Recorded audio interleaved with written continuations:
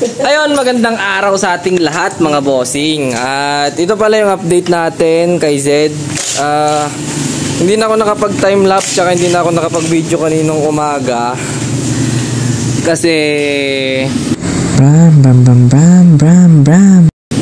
ayan, excited na akong i-build siya. So ayan yung nangyari sa kanya. Ayan na siya ngayon. So pakita muna natin. Oh, ayan. Shoutout pala kay pare Jeric. Ayan. Tropa din natin yan, isang mekaniko ko rin. Siya yung tumulong sa atin sa pagbibuild kasi kanina kaya naman pero merong mga parts na hindi kinayang gawin. Ayan, siya naglagay nitong T-post, nitong outer tube, tsaka dyan basta sa pangharap. Ayan, dyan siya sa pangharap. Tapos ako na naglagay dito sa mga panglikod na pyesa natin. Ayan, shoutout kay Boss Mika. Ayan, pumaldo yan. Nice.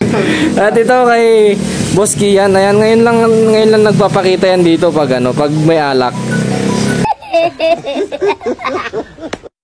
Ayan, bumili siya ng pulutan naming balatong.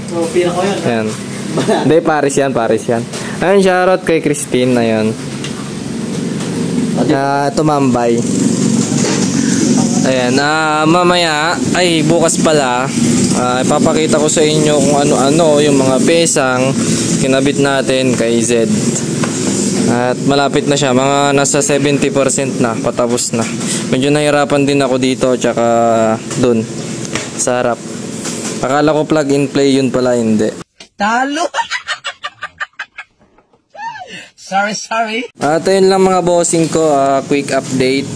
At sa susunod na video natin, bibigyan na natin siya ng montage, tsaka yung papakita na natin yung mga bagong pyesang nakalagay kay Zed. So ayun lang. Bye bye.